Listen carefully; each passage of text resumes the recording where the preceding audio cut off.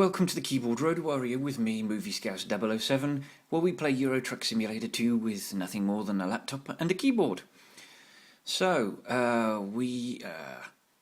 we've made it to, I think, Budapest. Is that where we are now? I forget now. Yes, Budapest. And we've explored Budapest apart from that tiny little bit there. So, let's go and get ourselves repaired and let's go get ourselves rested. Because we've got 2% of damage. And we possibly need to revisit our base, but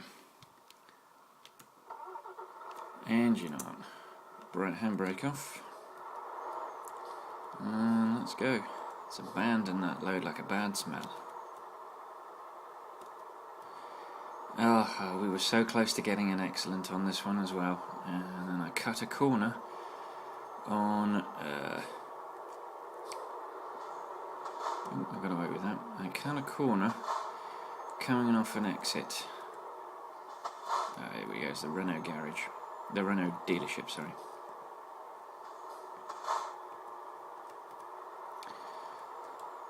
So...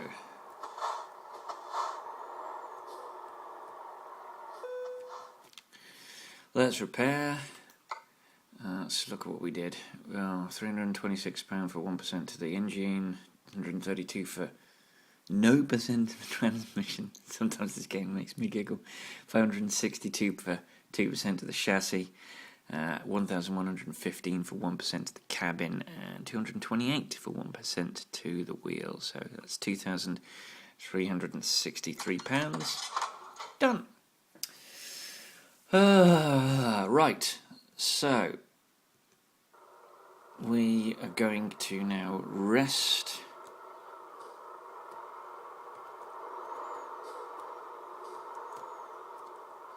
And then, oh, hello, that'll do.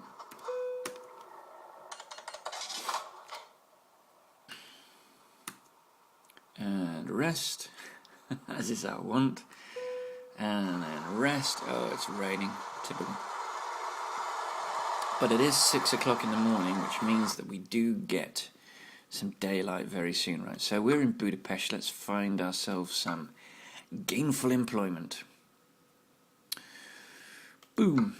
Right. We all like Brest. Sorry, that was very sexist. I apologise. Le Mans. These are places we've already been to. Malmo, Hanover, Paris, Malmo. Okay, we're not going to get a place. Yeah, we're not going to get to go to a place we haven't been to, I'm afraid. It's just not on offer. And we're also not going to get to a place... Ooh. Brest is offering us £142,000. Job starts in 11 hours, it's supposed to take 33 hours. Let's just get greedy for a moment, because that is quite a chunk of cash. What are we dragging? Ammunition! I like the sound of dragging ammunition. Right, let's get me some... let's get me a photo of that. I do wish you could zoom out, because there's no way I can fit Budapest and Brest into this picture, but there we go. I'm taking ammunition. Oh, the irony. The irony that a chap that is a passionate advocate of gun control would be dragging ammunition. Alright then. Let's take this ammunition. Oh, hang on, I tell you what I do need.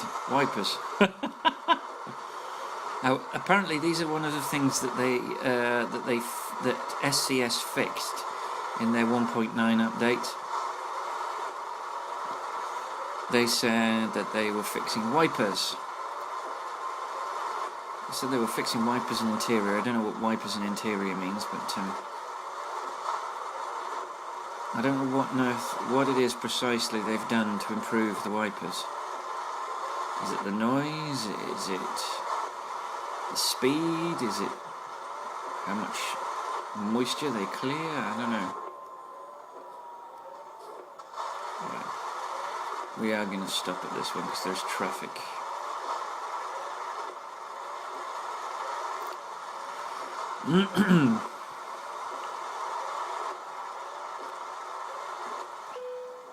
Oops.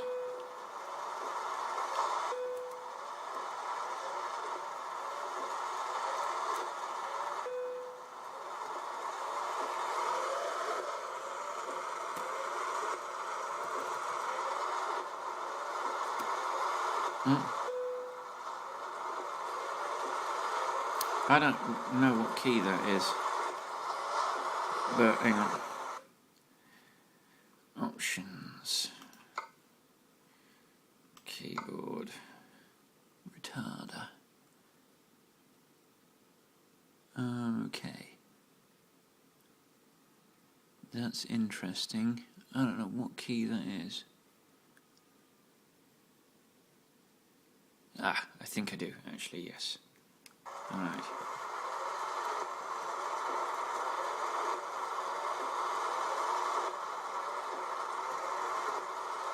Right, I think I've deactivated it.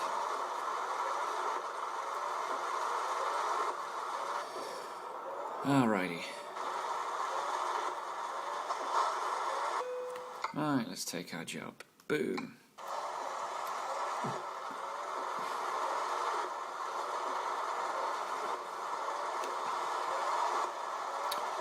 So, I might actually, given that Brest is in the top left-hand corner of the map, I might get a garage at Brest.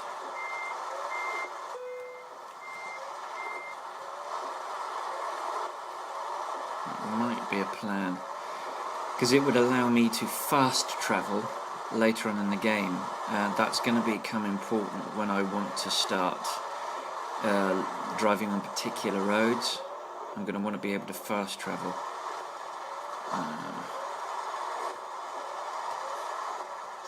Nothing coming. Let's go. Let's drag our ammo.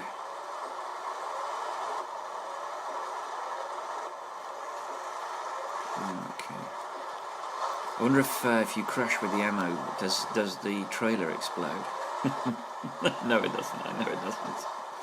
There's no damage settings in this game.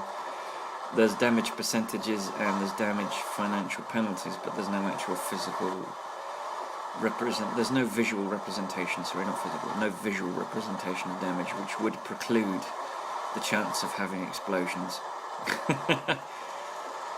Wow, this rain is really loud. As you can tell when the rain disappears. So it's 6:30. We should get daylight in the next sort of hour of in-game time, which shouldn't be too long now. This is going to be a long video though. Right, we turn off here. Let's take a wide path. And we'll also take a wide path here, so we don't have the load catching. I'll be a bit circumspect with the speed too.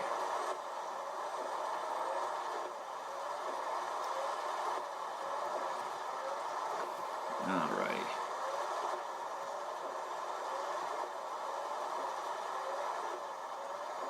Those raindrops are a little bit confusing on the mirror.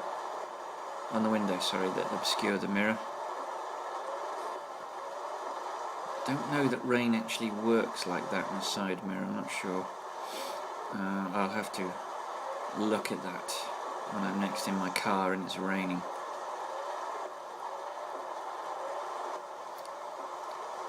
So 17 garages. That's quite good. And then 5 times 17. Whoa, easy, Tiger. Why are you travelling so slow?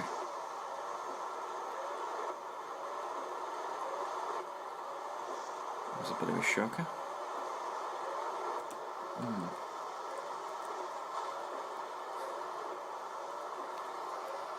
Oh no, I do have my high beams on. I thought the sudden appearance of that lorry indicated that I hadn't had my high beams on, and they suddenly appeared in the... But it seems like everyone is observing some kind of speed limit that I haven't seen the sign for. Yes. Now, it would be cheesily cliched and obvious for me to talk about gun control again. It would be frankly pointless as well, given that I think I probably said all I want to say about gun control, given that I am pulling a load of ammunition. So, we'll talk about something else. We'll talk about random subjects. What can we discuss today?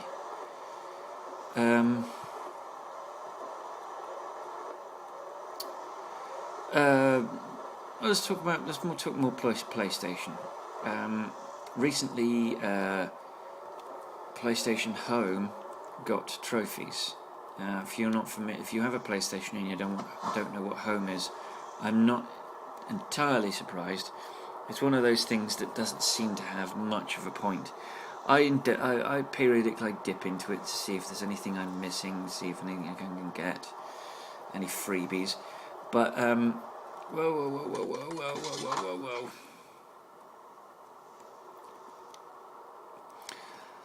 Damn it.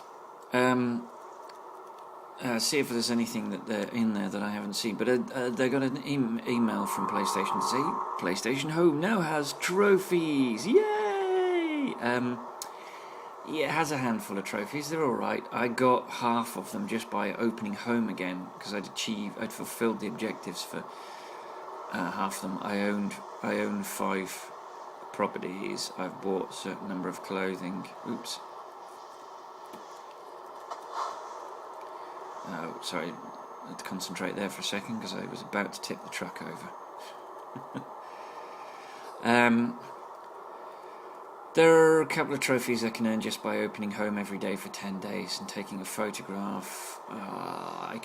There's a bunch of free stuff which gleaned me a trophy. I bought a load of clothing and furniture on one of the in-game stores, and that gleaned me a trophy. I'm a bit of a trophy hoe, if I'm honest. As you may have guessed from my little brief interlude into achievements, I like a public demonstration of what I've done in the game. You know, I did this and this, and the sort of thing that you couldn't glean just from watching me play it. Because if you watched me play this game, you wouldn't think I'd achieve very much at all. Given how bad my driving is, you wouldn't realise that I've played well over 100 hours of this. Because it just doesn't look like I have. Alright, we're going to have to slow down. Actually, no, let's tuck over here. Past these 2 slow-moving tankers.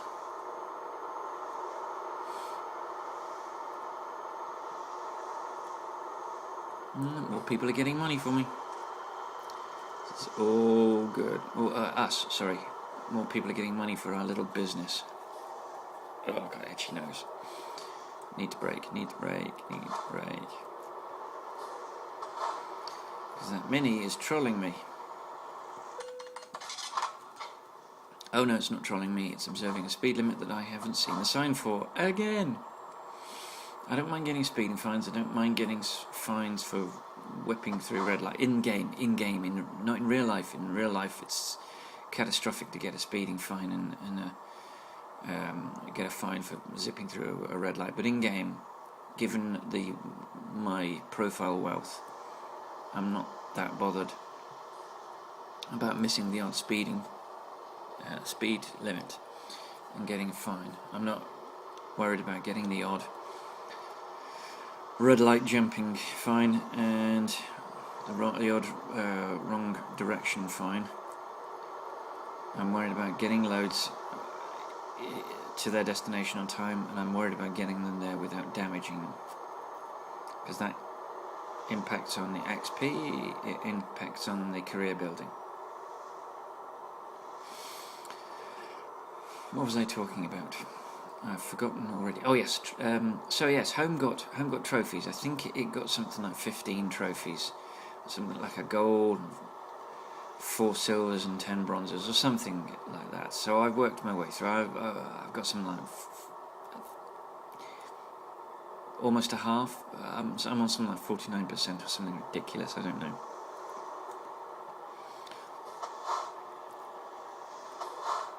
But I thought this is what they should have done 5 years ago. When trophies became a thing, they should immediately have put trophies in home. If you want people to use something, you've got to give them a reason to do it. There aren't too many reasons to go on home. I don't quite understand what it's all about. If I'm brutally honest, I downloaded it and I tinker around with it periodically, just in the hope of finding something useful to do with it. And then trophies have come along, so I'll probably spend a lot more time in home than I have been of late. Right, we are now entering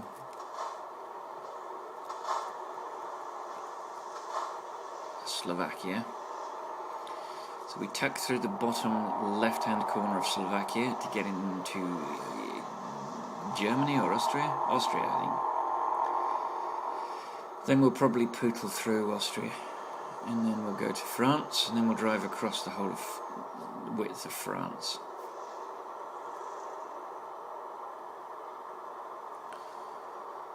So, oh, and another off. That's good. I'm in the right lane by miracles.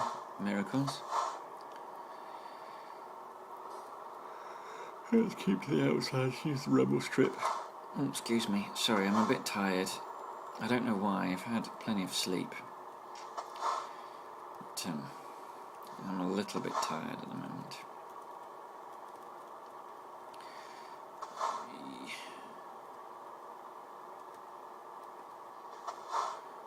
Okay. So I watched a little bit of JCDDM Dad on Twitch today. It was quite amusing. So that's reminded me I need to get on down and strut my funky truck stuff. No, swine. Oof. Oh, bollocks. Alright, no excellent for me. Oh, I'm pissed off now. Don't think I'm ever going to see an excellent again. I think that's me and excellent's done. I don't know what it is. I used to be able to regularly. Maybe it's just the long journeys. Maybe it's just Maybe it's familiarity breeds contempt. Well, not contempt, sorry, but carelessness. I'm getting lazy. I'm getting careless. I'm trying to do things too quickly. I was kind of thinking I might get an excellent because this is such a long journey, and it would be ironic that the longest journey I've done in a long time would be the one I got an excellent in, but that's not going to happen now.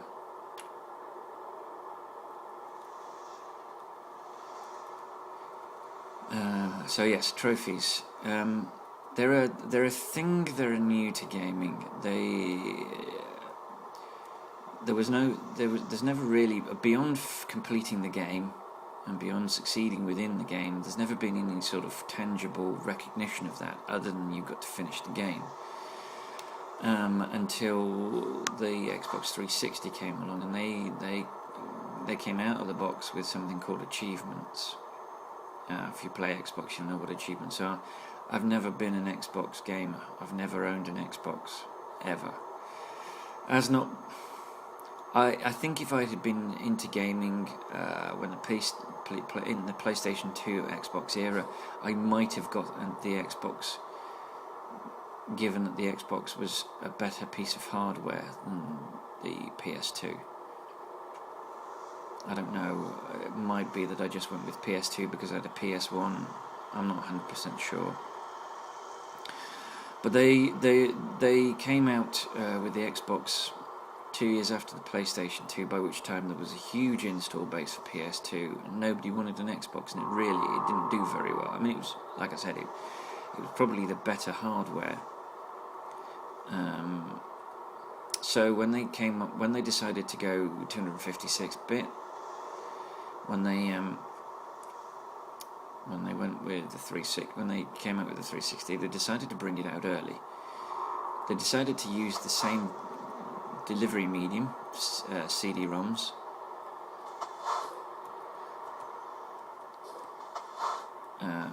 And they decided no HDMI. And then 18 months later, the PlayStation 3 came out, and it had Blu-ray, it had HDMI, it was 1080p ready, and it had the cell processor, which is an amazing but extraordinarily complicated piece of kit.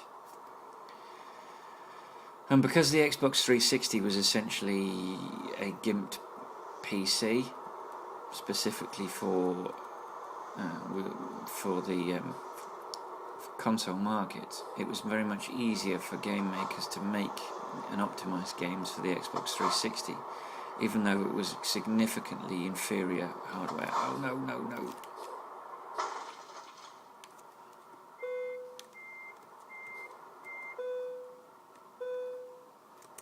Yeah, sometimes that works. Wow, really? Apparently that did no damage.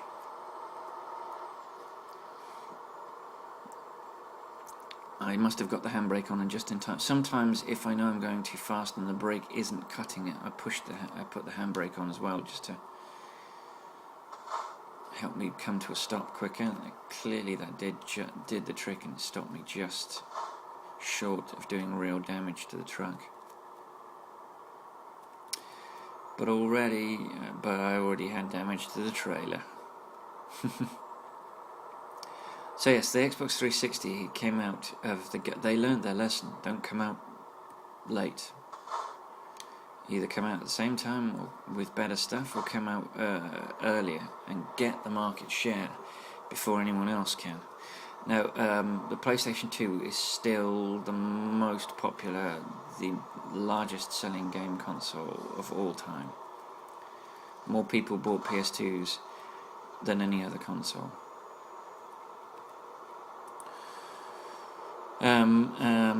But I think the difference, although they came out 18 months earlier, by the time the PS3, Xbox 360 era folded, the PS3 had just crept ahead. Now Americans will dispute that because the 360 outsold the PS3. But the fact is, there is a world outside the borders of the United States, and that world outside the borders of the United States decided for the most part to go with PlayStation. Now there are a lot of 360 owners in the UK where I'm from, and I think the 360 probably slightly outsold the PS3 in the UK, but in Japan, in Asia, in South America, in large swathes of Western and Eastern Europe, the 360 just didn't do quite as well as the PS3 in the end. And as I said, by the time the PS4 and the Xbox One came out, the PS3 had crept ahead of the 360 in terms of units sold. I think it's, they were in the 80 millions. That's a lot of consoles. I mean, that's 80 million. That is a lot of technology floating around the world. India as well, I think, went PS3. India is a huge market. I don't know what China, I think, had issues until recently with games consoles. China will be the new market. It's one of the reasons why I think the PS4 is probably more prepared, more marketed towards an audience that have just discovered video games. The Xbox One is aimed at the controlling your television. I don't think that's going to be very useful for Chinese purchases in the short term. They have got big screen TVs, but their television is state controlled. There isn't much choice, and so there's not really much. There's also a limit to what they can see. Websites are routinely blocked. Netflix and Amazon don't really have much of a presence in terms of video delivery in China at the moment, and so there's, the Xbox One, the expense of the Xbox One can't be justified by what you can use it for in China. So my guess is that China and India will be the determining factor about who wins this race. Now that I talk about this as a PS3 owner and a PS1 owner, and I will absolutely buy a PS4, but I don't want there to be some conclusive hammer blow to this as if it's a war that must be won, because nobody wins. Gamers certainly don't win if there's only one contender. Let me make this absolutely clear. The video game market would never have escaped its 18 and 16-bit popularity had Sony's PlayStation 1 come along with 32-bit. Is it right? Actually, I might be wrong. It might not be 32-bit. But anyway, the Sony PS1 came along and the graphics looked better and everything looked smoother. And we look at PS1 games now and think they look blocky and revolting, but believe me, at the time they looked fantastic. They looked awesome. And had they not done that, Sega and Nintendo wouldn't have felt compelled to push themselves. Now, it's possible that there isn't room for too many manufacturers, bearing in mind that you need to sell units and you need to sell games, and obviously Sony and Microsoft get a cut of all the games that are licensed to work on their consoles. This is where they get the real money, not from the console, but from the software that you buy to use on it. I've had two PS3s, as I said. I had an original Fat 60 gig, so that I could play PS2 games on it. And then when that died on Christmas 2012, I got myself a PS3 Slim, not the third generation one, the second generation one, the front loader rather than the top loader.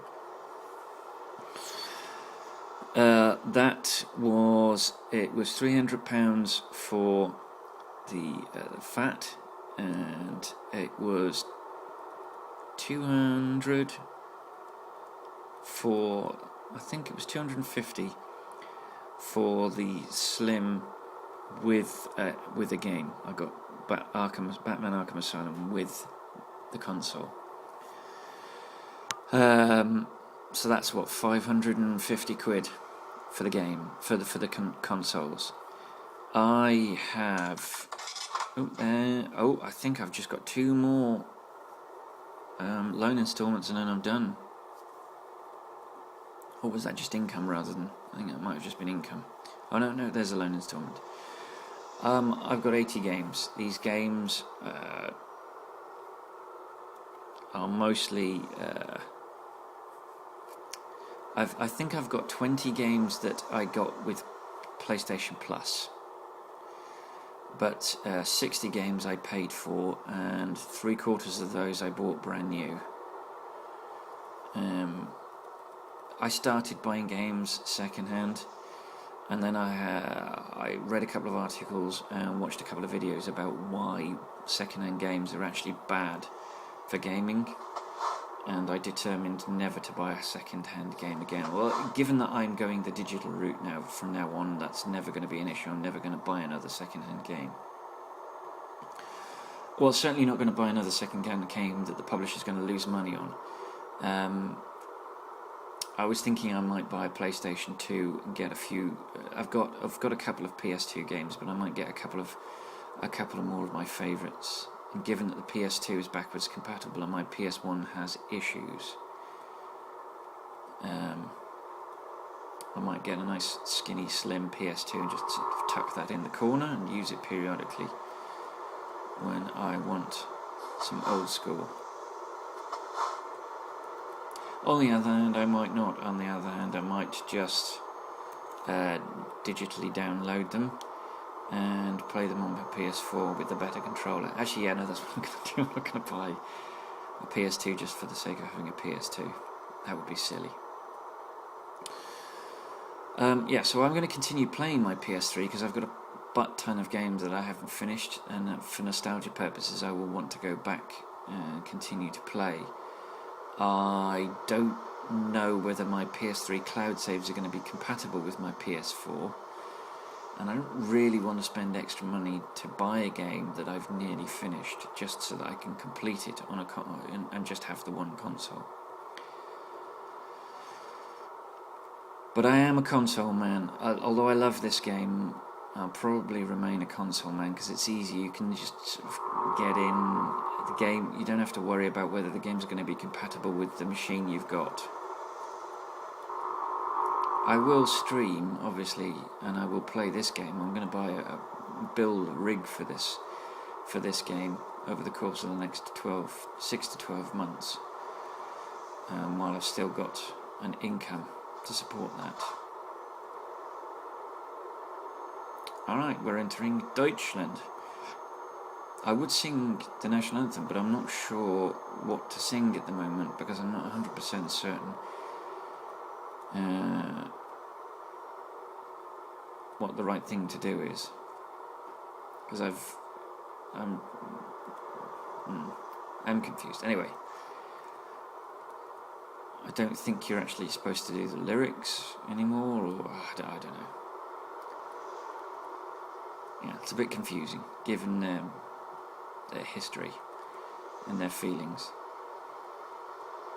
The Germans are probably more hypersensitive about that than the rest of the world is anymore, to be honest, apart from one or two clinging to life by the skin of their teeth racists. Germany and Japan more than paid for what happened in that period of their history, and the people that are alive today had nothing to do with it.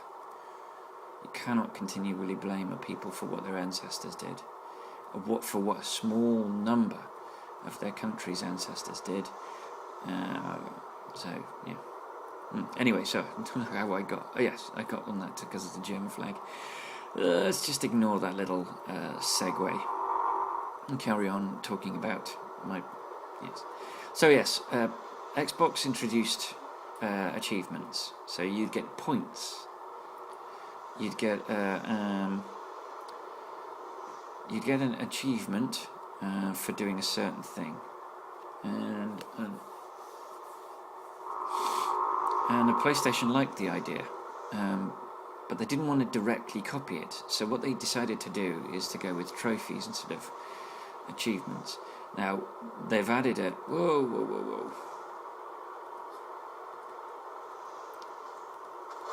They've added a trophy. There's a platinum trophy. It's a bit confusing because not all games have a platinum trophy. But the platinum trophy is essentially, it's a free trophy for having collected all of the... When you get the last regular trophy in the game, you get a platinum trophy, which that trophy just means I have collected all of the trophies in the game. Not all PlayStation games come with a platinum trophy. There are some very excellent, very involving games that deserve a platinum trophy that simply don't have them, and I don't understand the rules regarding... I'm sure there are rules regarding what can and what can't have a platinum trophy. I think they're ridiculous. I think if a person has got all of the trophies in a game, they should be entitled to get to the platinum trophy. It is essentially what the Platinum Trophy is all about. I have collected all of the other trophies in the game. So I'm a bit of a butterfly when it comes to gaming. I play a game for a little while. If I get stuck, I move on to something else. And sometimes I'll go back to the game and sometimes I won't. Sometimes there'll be a glut of games that come out that I really want to play. I'll buy them all and then I will play one more than the others, primarily because it's the one I started playing or it's the one I got least stuck on. But I have committed to 4 games. 5 games actually, completed 5 games, but only 4 of them offered a Platinum Trophy. The one that didn't was a game called Stacking. It's an excellent game. If you're familiar with the Russian dolls, the sort of the wooden, hollow, painted wooden dolls that you can stack them one inside the other, and you go around various levels, and stacking into a particular Russian doll gives you a particular skill. Lock picking, entering a particular door, going through a particular room, all that sort of thing. It was a thoroughly enjoyable game. I really did enjoy it, and yeah, I completed that one. But I got all the trophies for it, but it didn't offer a platinum. That's fine. The next, the relatively easy game that I got a platinum for was The Walking Dead. Essentially, it's a bunch of quick time events. It's the occasional button bashing. It's more like interactive media than a game. But it is horrifying, and the people that wrote it are sick, and they should seek psychiatric help. It's a brilliant game with wonderful writing, an excellent story, beautifully fleshed out characters. You play a guy called Lee who, by default, accidentally becomes the guardian for a young girl called Clementine, and you develop a real relationship with those characters, and you end up feeling really protective of Clementine. Really protective of Clementine. Season 2 of The Walking Dead is out, and in this one you play Clementine. I haven't got it yet because there are only 2 episodes out, and I kind of want to wait until episode 4 is out, and I'll get the season pass, and then I will play all 5 episodes one after the other. Actually, let me look at my... Ooh, damn it. Perhaps I should have stopped at that rest site. Yeah, I can probably make it to there. I've been to that rest stop. Yeah, I've been to that rest stop. I haven't been to that one, so it's a bit more of the map discovered. The first game I ever platinumed was L.A. Noire. It's an open world game made by Team Bondi, based in Sydney, Australia. They are part of the Rockstar Empire, which in turn are owned by Take-Two, who published the game. It's an open world game. It's set in the 1940s, post World War II. You start as a police officer, and you very quickly become a detective. And you'll start on I think you start on the burglary desk, and then you move to the homicide desk, and then you do something silly, and you move to the arson desk. It's a fantastic game. It really is. I thoroughly enjoyed every minute of that game. That was brilliant. That was an easy game to platinum, not because it was easy, but because it was easy to spend time in it. It was fun. It was enjoyable. I didn't breeze through it. I quite often had to repeat levels to get through them, and on one occasion I did have to get online assistance to get through a game, but for the most part the game just made sense. It was beautifully realised. The characters were fantastic. The facial recognition, the way they filmed the faces so that the faces looked real was amazing. I really enjoyed it. I really enjoyed that. I really enjoyed playing that game. My second platinum. My second platinum was The Saboteur. It was the swan song of a company called Pandemic. They went out of business before the game was really properly belt and braces finished. But in order to make their money back, the publishers at EA released it anyway. I think they tarted it up a little bit. To be honest, they didn't really do a great deal of work on it. It had lots of rough edges. The graphic fidelity wasn't fantastic. It had its issues. But I thoroughly enjoyed the game. I liked the premise. It's World War II. Are you noticing a theme here? Don't worry, it's not a theme really. It's World War II. You're in Paris. And you are an Irish mechanic who wants to be a racing driver, and you become friends with an Italian family, and at the outbreak of World War II, you're chased into Paris, and you become a kind of a contractor for OSS. Now, OSS was Britain's World War II version of MI6, or Britain's equivalent of the CIA. Their objective was to disrupt the Nazi war machine. The OSS were a real thing. They would parachute Britons in who were fluent in French or fluent in German or fluent in both. And they would give them clothing that was location appropriate, and props and things that were, and papers and passports and so forth that worked for them as an undercover agent. Right, where are we in terms of that? Oh, we're quite a way actually. We might just make it.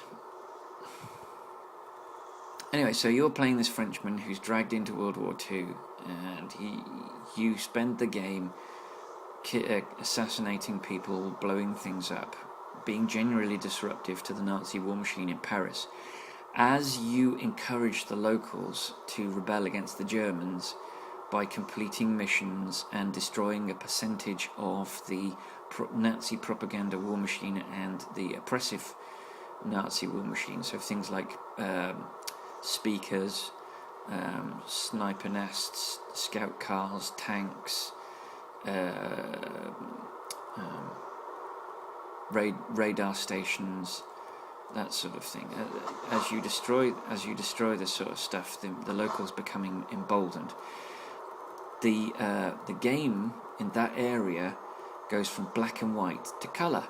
So you'll go into areas that you haven't encouraged, and everything will be in black and white, including your character, apart from the bright red Nazi banners, flags, armbands, that sort of thing, and blood. Yeah, I know, I'm getting tired. Oh, I spat on the screen. Whoops. So I played that, and I also... Whoa. Let's get out of this guy's way because he's travelling far too slow. I enjoyed playing the game because once I'd completed all the missions, which were great fun, I still had plenty to do. All of the areas had a certain number of these German gun emplacements and things for you to get rid of, and so I probably spent maybe 2 weeks just sat there listening to podcasts in the evening, climbing around the map, shooting Nazis, blowing things up. It was a tremendous amount of fun.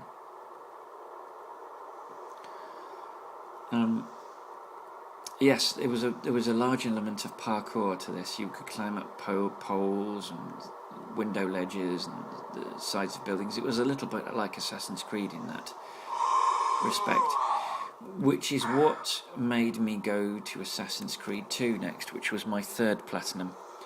That one I thoroughly enjoyed, although that had its incredibly frustrating moments.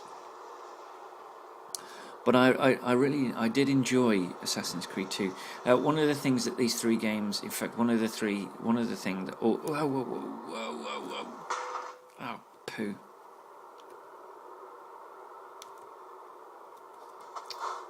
How much damage did I do to the trailer? No, just the 3%. I think, in fairness, that was worth it because I'm tired, or rather, my driver in game is tired and he needs a rest. So let's fill up and then go get some sleep.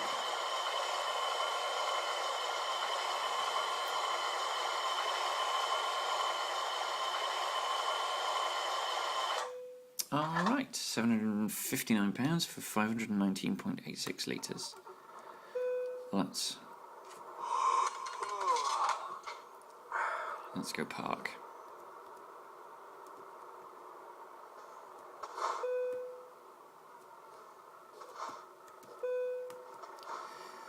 Alright, and given that my camera probably only has about 4 minutes left, I am going to pause the video here, upload the footage, and continue with the journey just like that.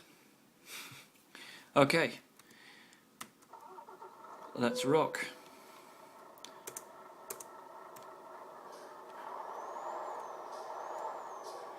Okay. We're on our way. So, we've still got a chunk of time left to do, 19 hours, which means we still have to have another rest break.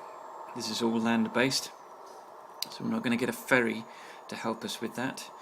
We have 43 hours to do the delivery, and just under 11 hours before we have to rest again, so we are all good.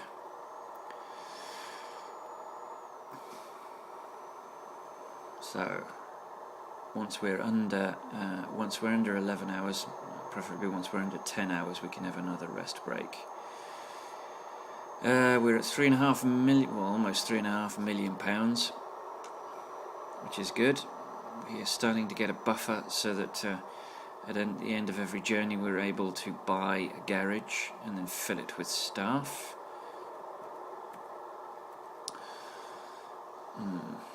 Obviously we've been to Brest already. It's not one of the 5 cities in France that we haven't been to yet.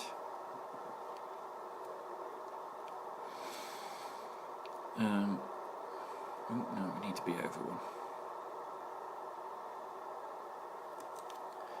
But it was a large amount of money, it was a long journey, it was a lot of XP. It'll get us to level 31.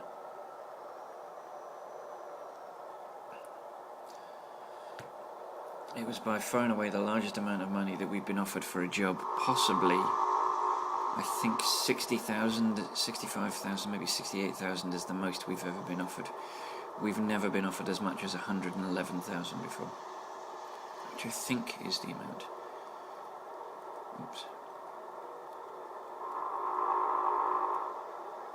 Ooh, 142,000, I beg your pardon. Crikey. That's more than double that we've ever been offered, so that's a lot of money. And I'm weaving all over the road like a drunk.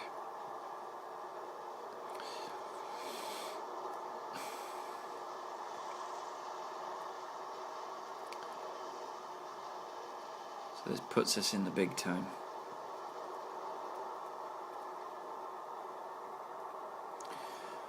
So yes, trophies. So yes, Saboteur, excellent game. The problem was that Saboteur didn't arrive in time to save Pandemic. The studio was already dead before the game was delivered, and so it never got a chance to reap the benefit of the reward of the game's success. But its publisher, EA, did. And as I said, it did suffer a little because the developer died as an entity before the game was delivered to the public. They never got to do, to be honest, they never really got to do any beta testing in any meaningful manner, I don't think. It certainly didn't get to polish it, and that's what it really needed. It just needed a little bit of polish, but it was funny, and it was irreverent, and it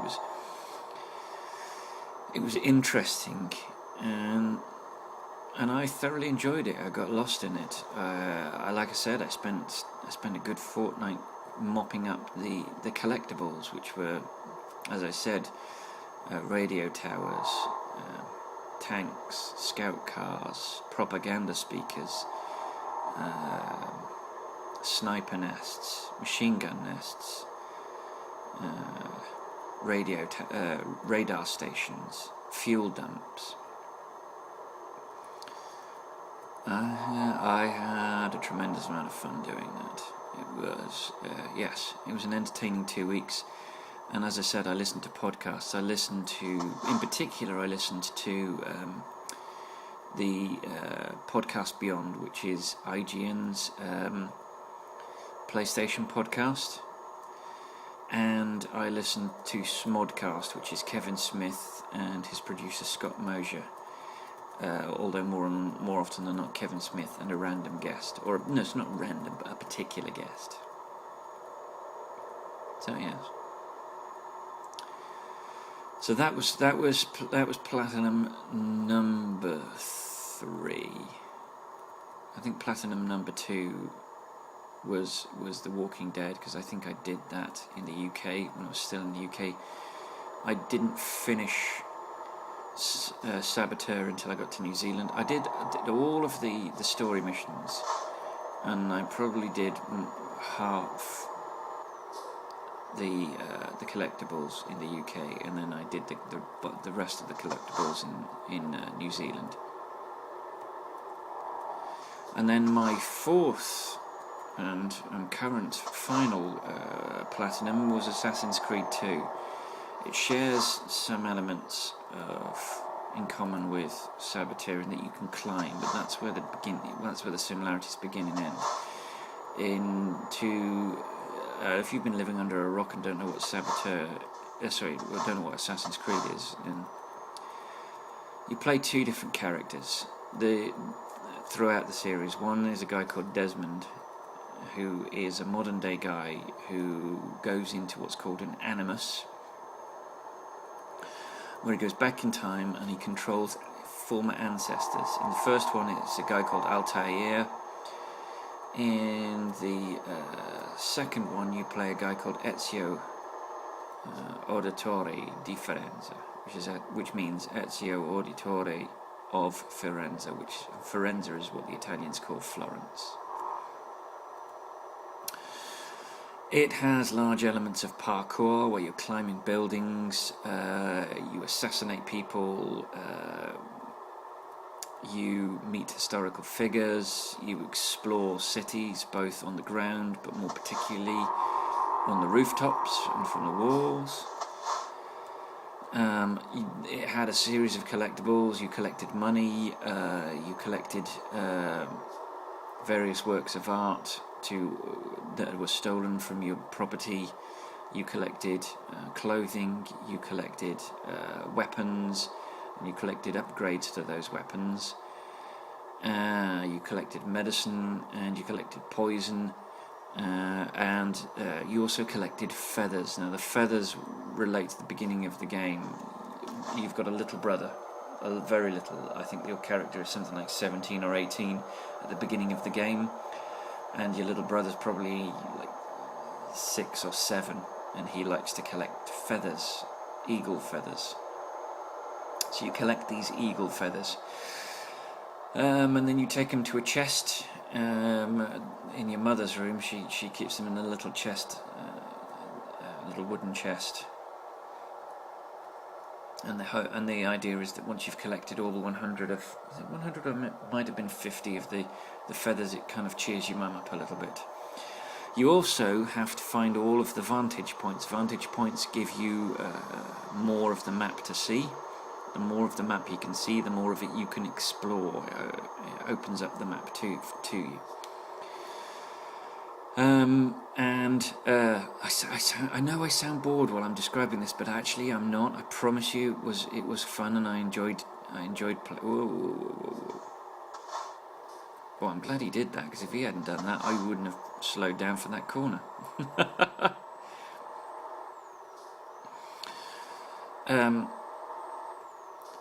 It was great fun. The idea is you're trying to find out who murdered your brother and your father, and then you're uncovering a conspiracy to which all relates to your history. It's difficult to describe without giving too much of the plot away. I would encourage people to play it, and if I describe it too much, then I am taking away something of the game. Right, I'm going to overtake this guy. Ooh, did you see the little sort of giant? Well, I say little, the giant lantern on the road. Interesting.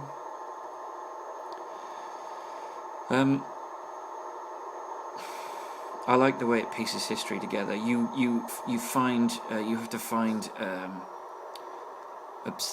concealed images painted onto the side of buildings, and you use a thing called eagle vision, which just turns the world dark so that it can highlight things you need to see, like enemies, friendlies, objects that you need to collect, and amongst these objects you have to see things painted on a wall which give you clues, which then take you to puzzles, and you have to solve the puzzles, and each puzzle gives you more information which helps you with your quest. There are a couple of scenes, 3 or 4 scenes that take place in the modern world to sort of break up the historical elements of the game, give you something else to look at, and give them a reason for having the animus and the modern day stuff. I must be honest, I didn't need the modern day stuff. I could have lived without it entirely. I much preferred being Ezio, and I found Desmond quite boring. But yes, no, that had a bunch of... The most frustrating part was you had to find... In the basement of your home base are, I think, 5 statues, and you had to go into 5 temples and then pass through an incredibly complicated, very difficult and quite frustrating set of obstacle courses in order to get to this little tablet that you needed to push into the base of each statue, and each statue had a particular plate or tablet that fitted in it. These circular disc-shaped tablets, and each one caused an obstacle, an obstacle towards you getting a new outfit, your assassin's outfit, which offers more protection, allows you to do more, and it offers you more protection. It's more protective of you. But they were deeply frustrating to get through, but each one got you another trophy, and yes, I'd started it in the UK, and I sat down with it for maybe 3 hours one evening and started playing it. I was enjoying it, and then I just stopped playing it, and I've no reason why I stopped playing. Oh, I should have gone down that one on the right. Never mind. I think it was probably because I got started playing another game, and then I just never went back to it. And so, for some reason, although it had it registered the fact that I had the trophies, it didn't register the fact that I played the game at all. So I kind of had to play the game from scratch, and I played it in 2 weeks. Yeah, I did the whole thing in 2 weeks. I played it quite a lot, actually. It really struck me. It really struck a chord with me. I would play Brotherhood, which was the follow-up, but it added an online element, a multiplayer element. I hate multiplayer. I don't want to play multiplayer. I don't want to have to deal with squealing American teenagers who shouldn't be playing the damn game in the first place. I just don't. So I've kind of avoided it, but I would, to be honest, have stopped buying PlayStation games because I've got my PS4 order planned for my return to the UK. But it might not be as much of an issue because at the moment in the UK, PS4 series are unavailable. You can't really get hold of one. I'm going to order mine online. I'm going to get it online. I'm trying to push. I want PlayStation. I want Sony and Microsoft to feel comfortable making online purchases less expensive than physical box purchases. Because at the moment they're a little gun shy about making the online ones cheaper for fear of annoying the big box retailers, the brick and mortar retailers. Because at the moment they kind of still need the brick and mortar retailers in order to sell the consoles. Well, so they say. I don't think they do. I think we're at a stage now where people are comfortable buying something like that online. There are still certain things that I want to go into a shop to buy.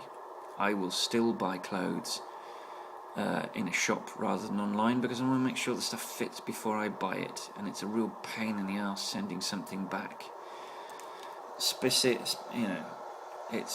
It costs you money to do so. The only time I had an easy time returning something was with my Kindle. I had the Kindle keyboard.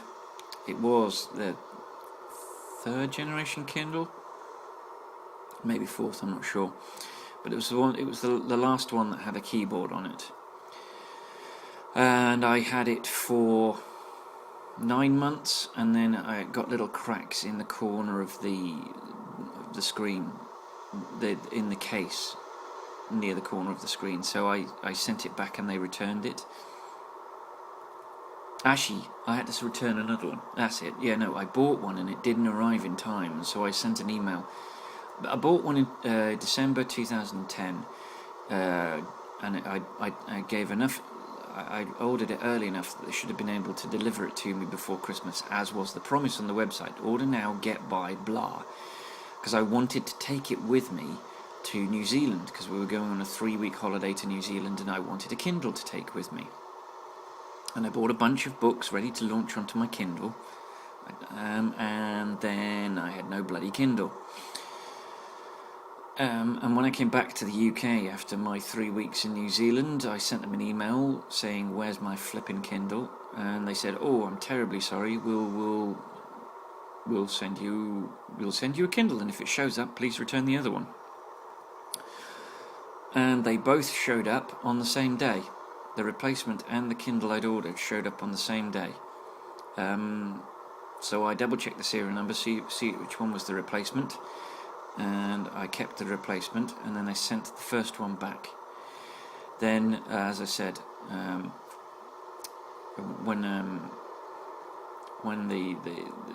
the case broke near tiny little microfractures near the screen, when they appeared, I sent it back, and that was very easy. You tell them you're sending something back. Their website generates a barcode and a number. And then you can drop it off at a series of locations. Certain shops offer the service where Amazon collect from them. Or you can order a courier to come and collect it from you. I just sent it to a shop because there was a shop right next door to where I worked, and it was dead easy. Yeah, so I just sealed the box up, wrapped it in tape, put everything back inside, and then including the manuals and the cables and everything, sealed it up, printed the barcode and address on a sticker, whacked the sticker on the box, handed it over to the little corner shop that has the deal with Amazon, and bish bosh, job's your uncle. Fanny's you round. It was no problem. So that was an easy experience, but to be honest, that's the only dead easy experience I've had returning stuff. In general, it usually costs you to return. But anyway, we were talking about trophies. So yes, my fourth trophy was for my fourth platinum trophy was for Assassin's Creed. I have this.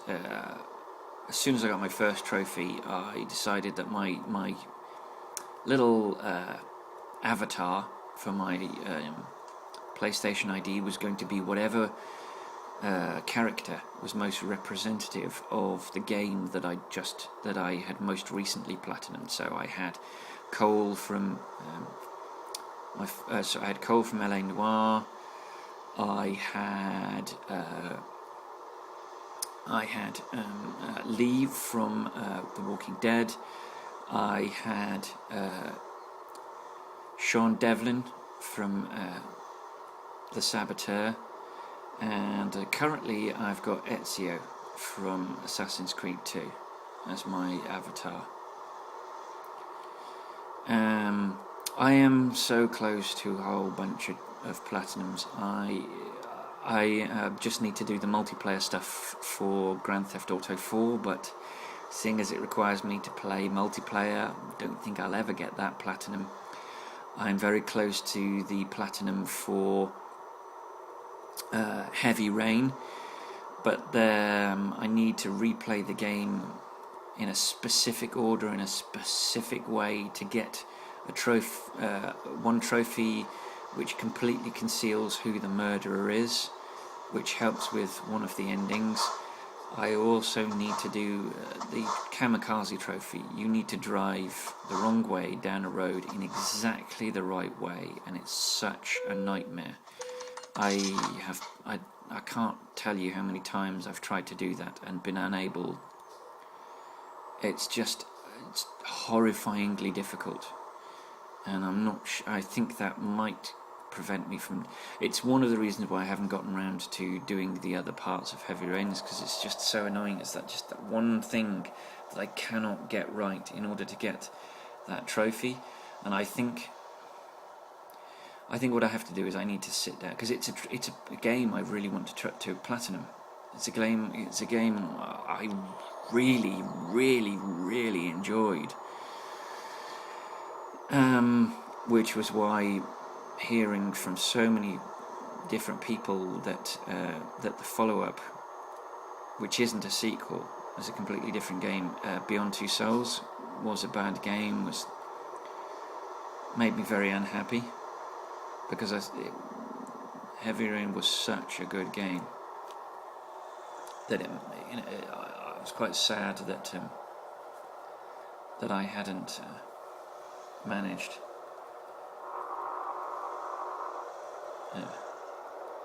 That it was so sad that they hadn't managed to live up to the potential that Heavy Rain had hinted at. But we'll see. They are gearing up for a next-gen game. I need to watch my speed, because we're going to be dealing with slow-moving traffic in a minute. Well, we're in France. We're in Reims, and you can tell that. I mean, you've been able to tell that if you hadn't seen the name Reims, because we've started to encounter toll booths, which, yeah, that's nice. Just show me the road. I keep forgetting that there's a little GPS on the dashboard, as well as the GPS that I'm. Whoa, dude. To quote Squirrel, dude. What do you think you're doing, dude? No. Yeah, so I've, as I said, only 4 platinums. I don't quite know how Xbox achievements work in terms of level, or whether it's just total points or what. But the PlayStation 1, you've got your 4 trophies: platinum, gold, silver, bronze. Then you've got levels, and I am 13% away from being level 13, which isn't too bad actually, given that my average game completion is about 20%, or my average trophy completion is about 20%. Another game which I would really hello Toll Booth. Another game which I would really like to platinum, but for the fact that it's got bloody multiplayer, is Red Dead Redemption. I'm probably never going to be able to platinum a Rockstar game because I just can't be bothered with trophies, with multiplayer trophies, because it means having to play multiplayer, and I just couldn't give a shit about multiplayer. I really couldn't. But Red Dead Redemption was another game which was fantastic, thoroughly enjoyed. It's a game I'm not going to platinum, but yeah, I need to play some more of that because there's some stuff that I can still do that I haven't yet done on Red Dead. I love that game. That was excellent. A game that I came very close to platinuming, God, was Gran Turismo 5. I think I got 80%. I completed the game. I've driven everything. There's a bronze I could get if I could be bothered, which is to buy 1,000 cars. I think I'm something like 800 cars, but it's so difficult to get the cars because you've got to race, earn money. You're only allowed to have 20 million in your bank account at any one time. I'm trying to have unique cars rather than just buying 1,000 of the same bloody cheap car. But it's very difficult because all of the brand new cars are gone. I bought all of those, so I'm essentially buying cars off the used car market. And they only change every couple of days. And as you say, I found an excellent race which I could use to farm money. There's a NASCAR race at Monza, which I had no trouble winning, no trouble whatsoever.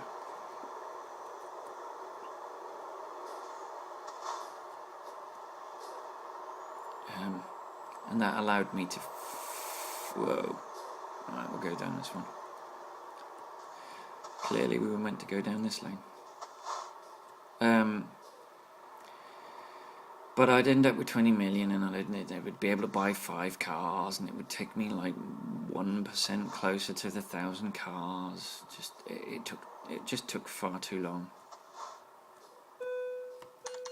So I kind of got bored with it and stopped playing it, and I've now got Gran Turismo 6, but I'm running into difficulties with Gran Turismo 6 because I'm playing it with a controller and not a steering wheel.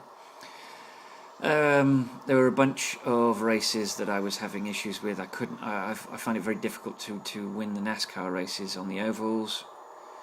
I don't understand why NASCAR is so popular. It looks boring. I don't think it's easy, don't get me wrong. I don't think it's easy to drive. I just think it's very boring to watch.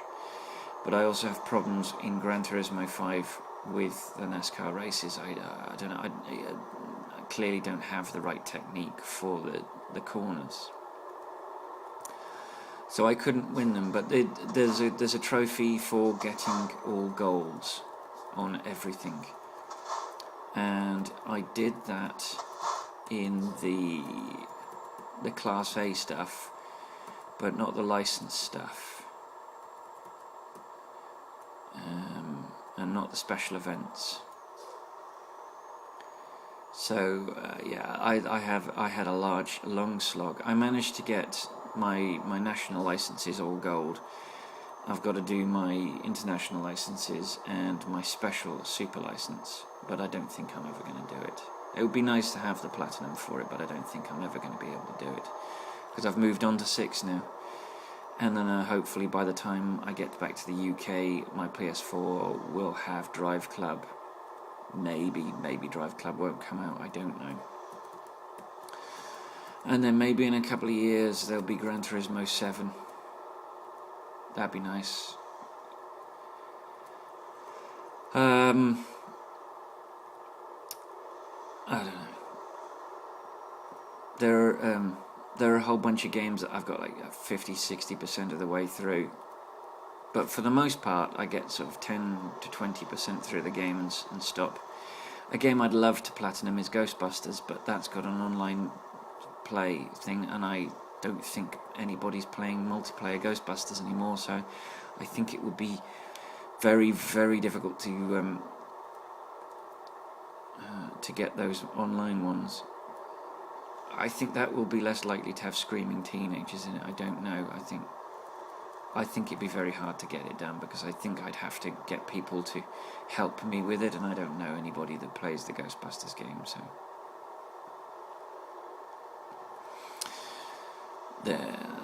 that's all there is to it.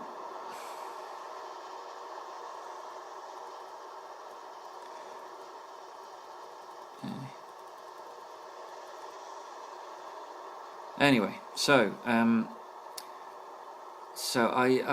have become very attached to the whole trophy thing, which is why I stopped playing PC games for a long time. In fact, I would end up only really playing PC games when I went round to my mate who lives in Bristol, and then he got himself a PS3, and we kind of play PS3 games when we're down there.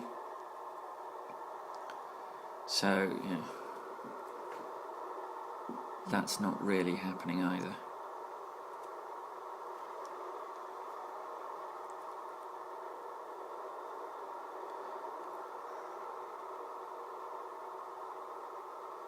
Oh, excuse me, sorry. As I said earlier, I'm quite tired, and so occasionally I might zone out and not say anything, and it's not because I'm bored, it's because I'm tired. I'm trying to stay awake, and sometimes that requires a little bit more concentration than my brain can give while talking, so the brain stops the talking to do the concentrating.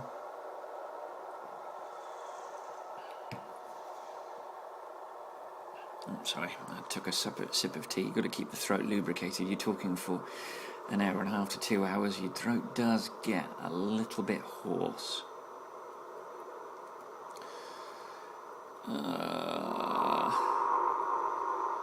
So I'm looking forward, as I said, already everybody knows, I'm looking forward to my PS4.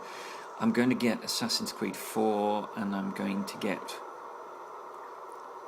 Infamous Second Son. I've already got Resogun. I've got 3 or 4. Ooh, hello. Oh, 3 or 4 PS4 games as part of my PS Plus membership. I've stacked them, waiting ready for my PS4 to arrive, so that SEN knows that I have tagged those games. I've essentially, in inverted commas, purchased those games. I have purchased them. You pay £39 a year, and part of that £39 a year is you get a number of games as part of that membership. Some of the times it's useful. I will be able to get rid of my Tomb Raider game disc when I get back to the UK, because I have it on my PS3 as a freebie as part of my PS Plus membership.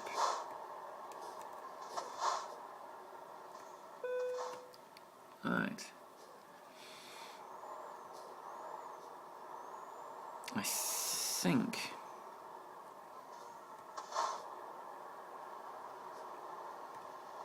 I'm going to rest here,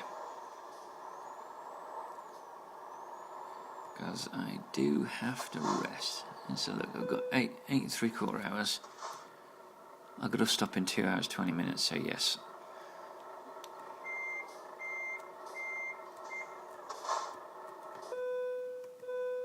Oh, engine off. It does mean I'll be driving in the night at the end of the journey, but I needed the rest. So 8 hours 43 minutes. Ooh. That's quite a sharp corner. Yeah, I've got 11 hours, I've got 26 hours left to do this journey. I've got more than enough rest time banked, so I'm good. I don't have to rest again. I am going to have to pause this video again at some point to download the footage, because I've only got 15 minutes in this game. This journey is going to take longer than 15 minutes real time. It's probably going to take about 20 minutes plus. I'm going to want about 5 minutes to do my parking as per, because I'm crap at parking.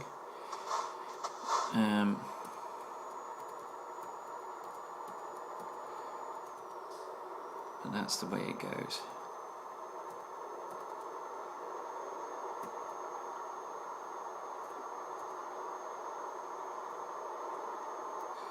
Aye.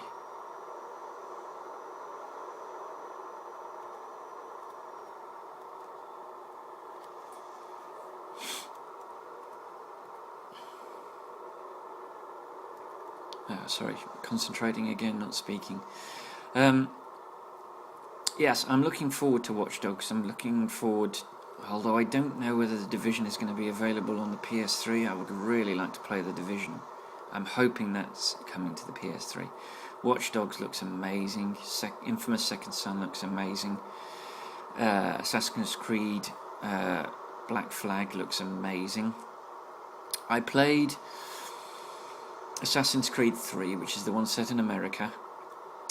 I thoroughly enjoyed playing as Haytham, the British dude, and then you start playing as his half English, half Indian son, and it just became tedious, and I kind of stopped playing it, lost interest in it a little bit, which is a shame because I was looking forward to it. But such is life. That one had feathers too. That one also had the letters of Benjamin Franklin, which were interesting. Black Flag is the Caribbean. You're a pirate. It's got naval battles, which looks interesting. I mean, Assassin's Creed apparently had naval battles. I just never got to really do them. You do a little bit at the very beginning when you're playing as Haytham and you're heading towards the Americas. But really, you didn't get to do a great deal, which was a shame. Ooh, let's travel through this, because I've got bags of time and I haven't been to this before. And it doesn't really cost me anything to scoot through here. And as you can see, I've already been on that road, but I hadn't been in this rest area. All adds up to the road discovery percentage.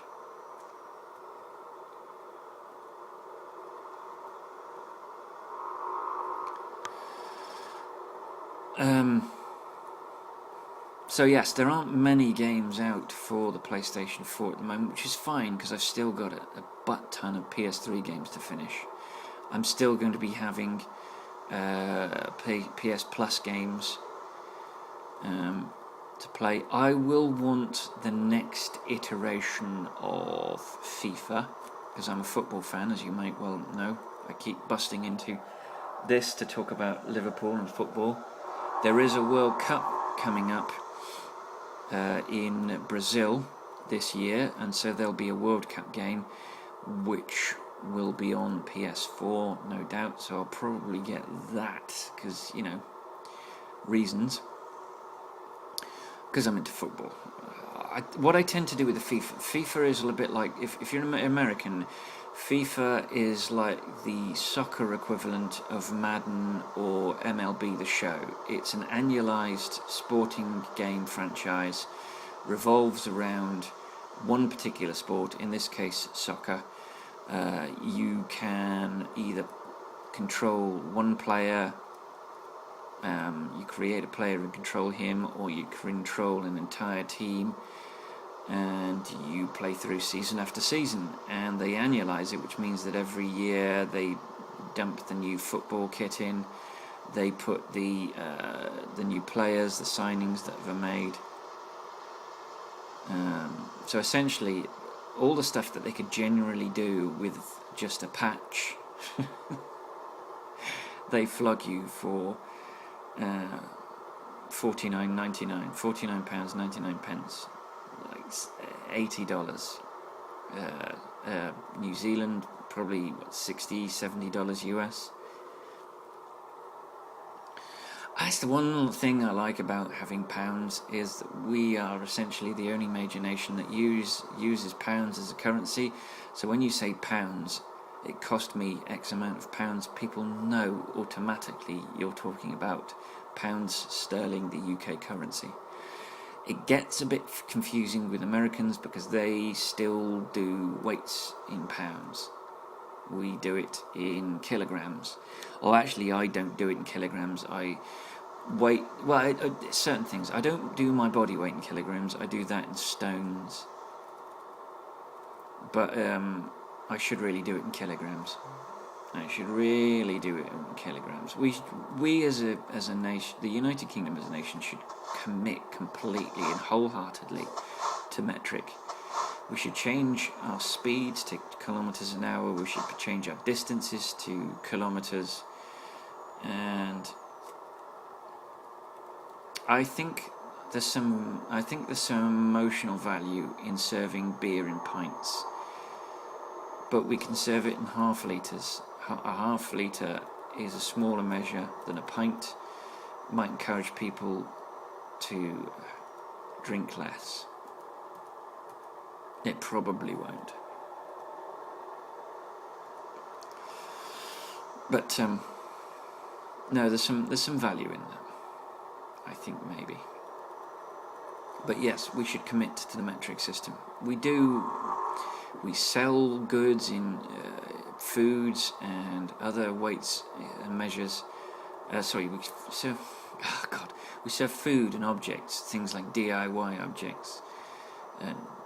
Nails come in packs that are measured in grams. Whoa. Food is all in grams and kilograms. Our drinks are measured in litres. Our soft drink bottles are measured in litres. A can of Coke is what, 300 millilitres? You can get a 1 litre and a 2 litre bottle of fizzy drink. Why are we serving pints? We sell petrol in litres now. So why are we not using the metric system for distances driven in speed? Our road networks still use miles instead of kilometres, and our cars, the speeds are all measured in kilometres an hour rather than miles an hour. And we need to commit to that. The rest of mainland Europe does. Why don't we?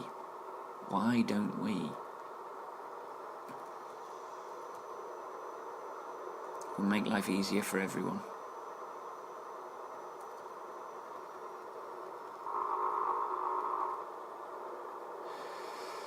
We need to embrace the metric system. The trouble is, it would be incredibly expensive. There would be a lot of groundwork needed to be done, measuring distances from towns to towns in kilometres. Not measuring, sorry, but converting distances, and then moving signs so that they were in whole numbers. The moment the signs are placed a certain distance from a junction. There's a measurement point in every town. So, for instance, in London, all distances to London are measured against a certain place in London, which I think is the Three Archways near Horse Guards Parade. I'm not 100% certain. It might be somewhere else. But there is one location, one central point from which all distances to a town are measured. They would need to move to work out where those signs would need to be moved in order, and it would only be a few meters one way or another in order to get a whole number. So they could put, say, 100 kilometers instead of, I don't know, what, 80 miles? But it needs to be done. We need to have all new cars converted. So all cars in the UK are sold with a speedometer that obviously has miles an hour predominantly around the edge of the speedometer. But it also has kilometers an hour in smaller numbers inside the white numbers for miles an hour. And so it would be no problem just converting. All brand new cars that come into the UK would be required to have kilometers an hour set on the speed, printed on the speed dial, with miles an hour on the inside. And then once all of those cars were gone, once the cars, I say let's give it, say, 5 years, you wouldn't have to have miles an hour printed at all on the speedometers, and you could just go to kilometers an hour, as cars in Japan and Australia and New Zealand are. The car that we have in New Zealand doesn't have miles an hour anywhere on the speedo. Doesn't need to.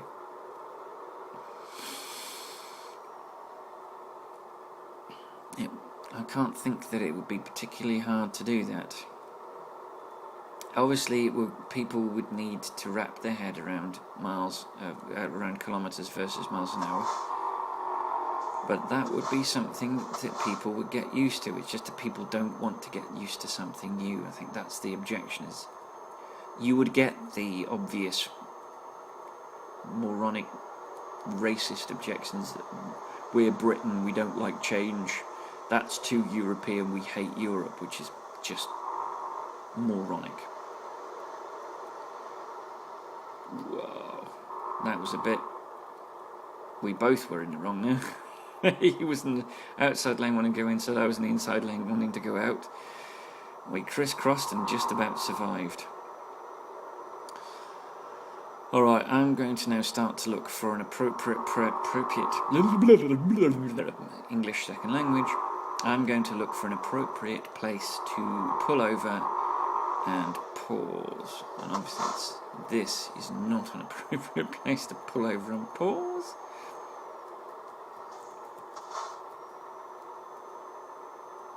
I want a place with a slip road, and this doesn't. There we go. We've got a slip road here.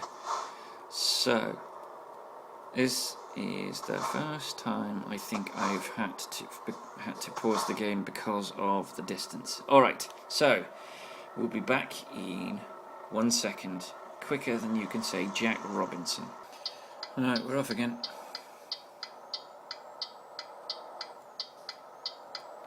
Let's get rid of that.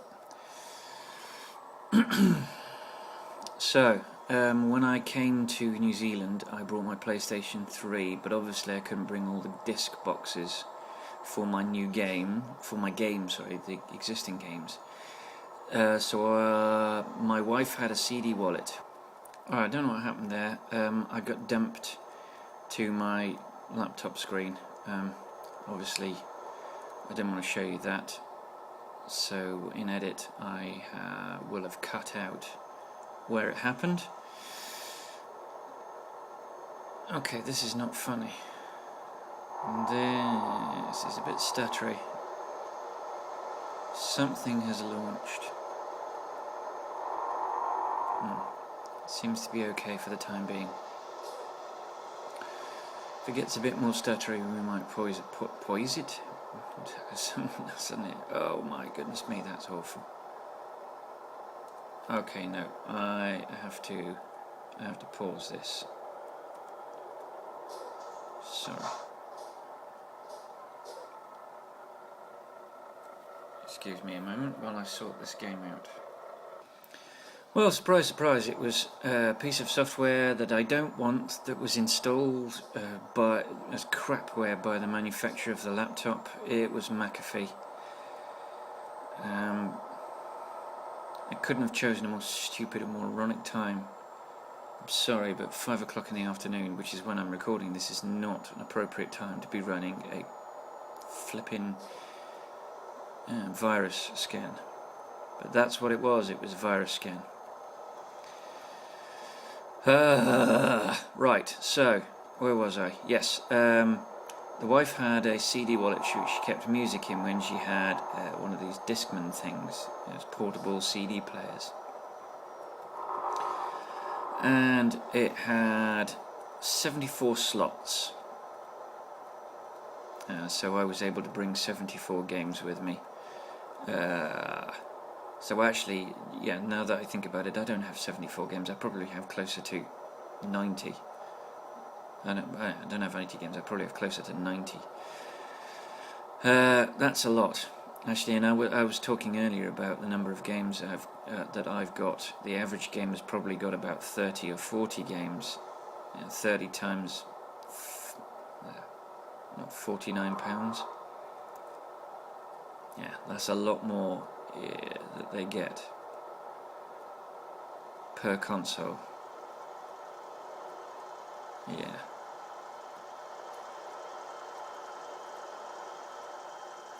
So they do. Yeah. So so I brought. Easy. Excuse me.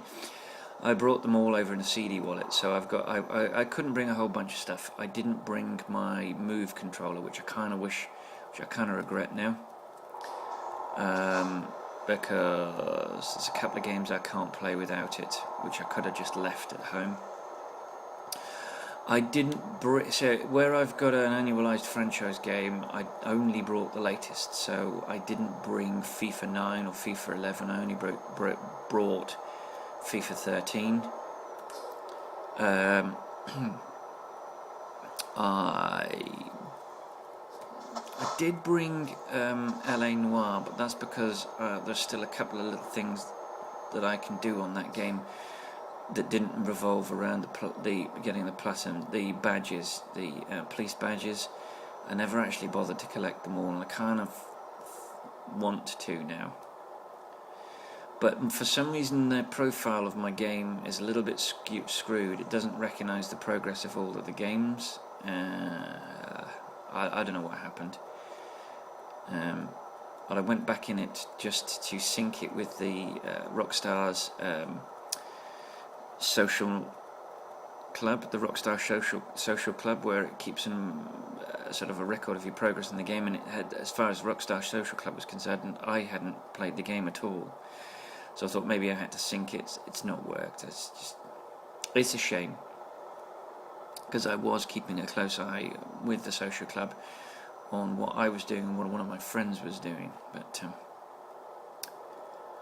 such is life.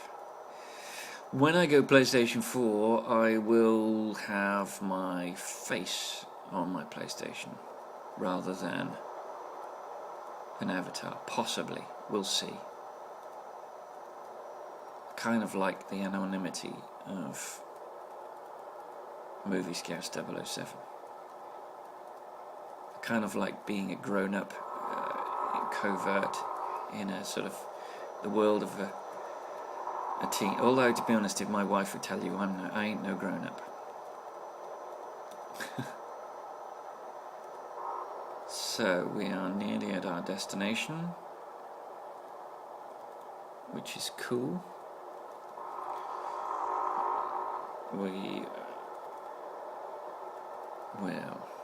Okay.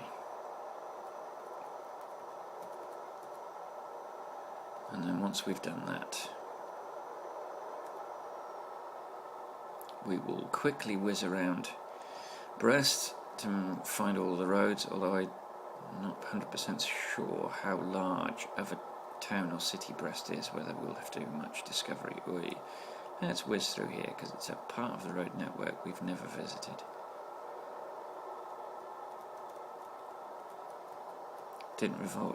We've only probably lost like a fraction of a second, because we didn't slow down, that's for sure.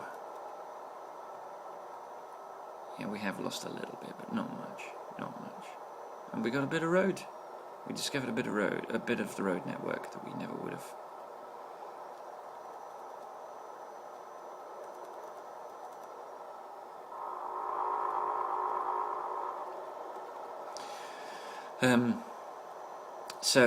Yes, I do have quite a few games that I need to carry on playing, and there aren't many games on PlayStation 4 that are really grabbing me at the moment. I want Black Flag. I'm humming and hawing about whether to get Tomb Raider Definitive Edition. I've got it on PS3 and I did play it for a little bit, but I got stuck. And as I've already said, when I get stuck, I kind of abandon the game, especially if you get stuck early on the game. I probably was 4 hours into the game. It's the same problem I had with Last of Us. I got stuck for 3 or 4 hours into the game and just bollocks. I'll try something else and I'll come back to it, and then something else will come out. GTA 5 came out,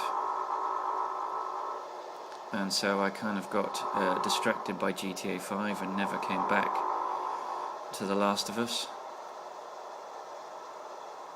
which is, that's what happens. Ooh, hello. And we're quite close to Brest now.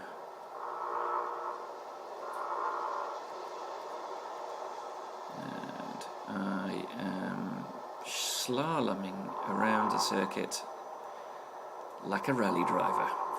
It's not a circuit, sorry, it's the road network, and I'm slaloming around it like a rally driver. I should be playing GTA or Formula 1 2013 or something.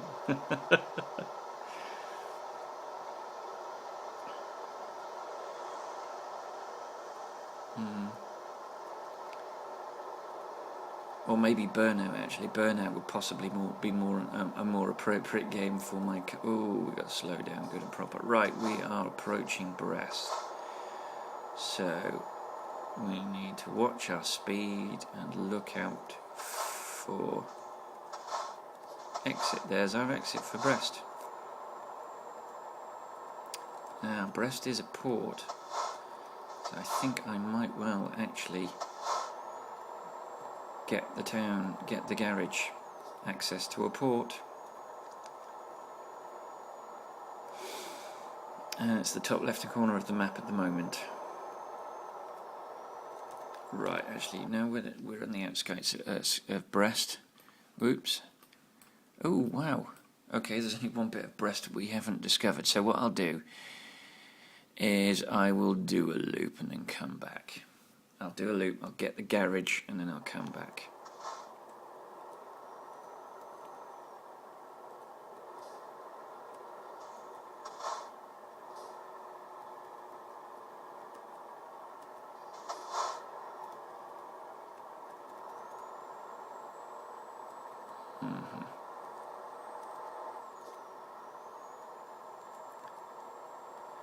Yeah, I want to stay on this side so that I don't have to worry about crossing traffic to get into my destination, which can be a pain in the arsenal. So, yes, we gave Brest the once over. Probably yeah, they have clearly fixed that bug where that little trick where you go the wrong way down the road and avoid the red lights. Do you know what? I should have gone all the way up.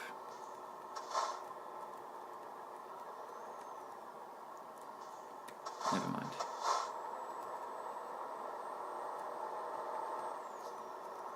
Never mind. We are still going to get the garage in Brest. So this will be garage number 18. Right. Right, let's unhook.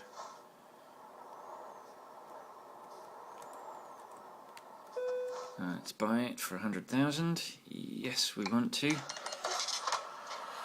Let's escape from that. Let's go to Garage Manager. Let's pick... Where's Brest? There's Brest at the bottom of the list. Let's upgrade it. Boom. That's what I'm going to do. It's going to want to do that flyby when we escape. So I don't know why buying a garage and not upgrading it doesn't require you to reload the game, but buying the upgrade does require you. So oh crap, you know what I should have done? I should have reversed into my load first. Thankfully I think it's there. I can still see the white thing bouncing. Yeah, there, it's still there. That's a relief. I have, in the past, upgraded, bought all the drivers, and then I've still got the journey to do, but no load. Right, so let's go and get our trucks. Obviously, Brest, Volvo. See, yeah, we're as far over as we can get, so let's buy online. Customize our config. Change the engine. Yeah, we're only saving less than we're not even saving £2,000, it's ridiculous. Right, confirm, boom. Right, let's purchase. Brest, boom. Oh no. In. Purchase. Brest, in. That sounds a bit weird. I'm gonna purchase, boom. And that one. Truck number 3. Right, now to select, purchase, select the city, number 4, bish bosh, and then finally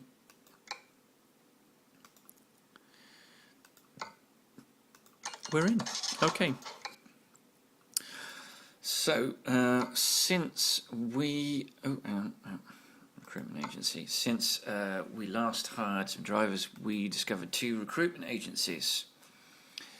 So let's hire Ellis and put him in our second French garage. So we're still looking for drivers that have got 2, but they're Bronislaw. Oh yes, we've got a bunch. Bronislaw, Yvonne and Jordan.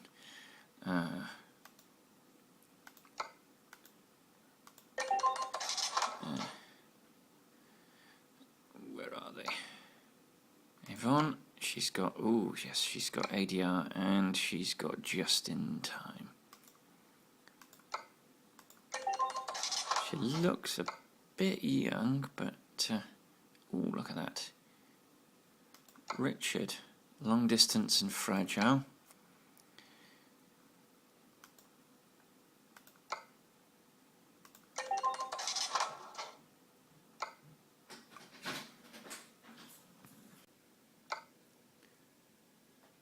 And Toby, I think, will be our final hire to Brest. Boom. Yeah, sorry, I got interrupted before I put Toby in, so that's that. Right. So, map, I think we've driven, yeah, we've driven all through Brest, so just follow the road around now. And we are done.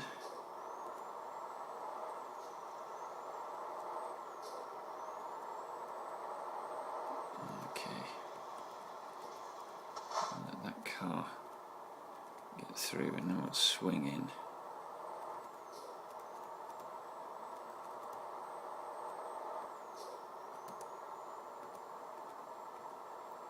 Ooh, this is not a 2-lane road. Okay, that's where we'll go at the beginning of the next video to conduct repairs, but for now we just need to park it in here. This is our destination. And it's a nice big one. So obviously we'll screw it up.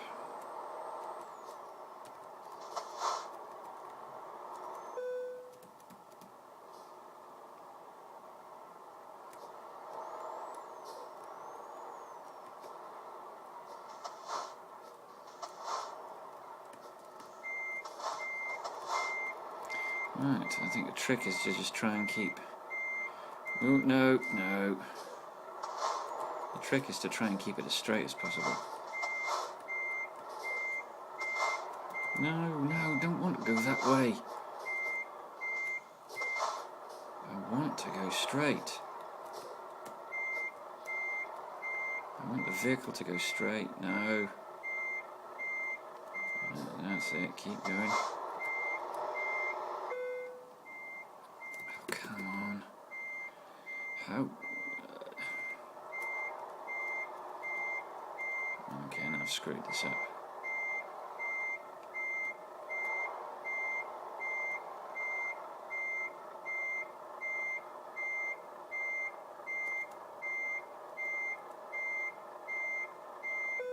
Whoa, you're kidding me. Hey!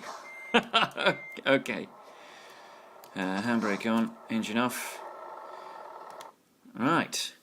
2060, what good work, yeah. Well, we knew it was going to be excellent. We knew it was going to be a good work. Right. Woof. You know what that means. Right, so, ammunition delivered from Budapest to Brest, distance driven 2,061 kilometres, time taken 44 hours and 3 minutes, fuel consumed 762.4 litres, base reward £67,937 and 2,061 XP, proficiency bonus for level 30 of £30,571, ADR delivery bonus for class 1, 432 XP. Long distance delivery bonus for skill rank 5 of £16,834 and 515 XP. Fragile cargo bonus for skill rank 5 of £16,834 and 453 XP. Urgent delivery bonus for skill rank 5 of £10,100 and 412 XP. A bonus for parking the trailer of 45 XP and a damage penalty which unfortunately was 2%, because, you know, reasons. That cost us £287 and it cost us 22 XP, so we kind of mitigated it with the bonus for parking the trailer. So that gave us a total of £142,009 and it gave us 3,896 XP, which moved us into level 31. So we're elite level 31. Which is awesome. So this profile has a lifetime experience of 108,790 XP, and level 32 is 113,300 XP, which is our next target. So this was a long one. It was a bit of a marathon. This is possibly the way these are going to have to go now if we're going to get that that 100 level to a level 150, and if we're going to aim at getting 100% of the map discovered. So, thank you for joining me on this marathon video, and until I see you in the next video, I'll see you on the road.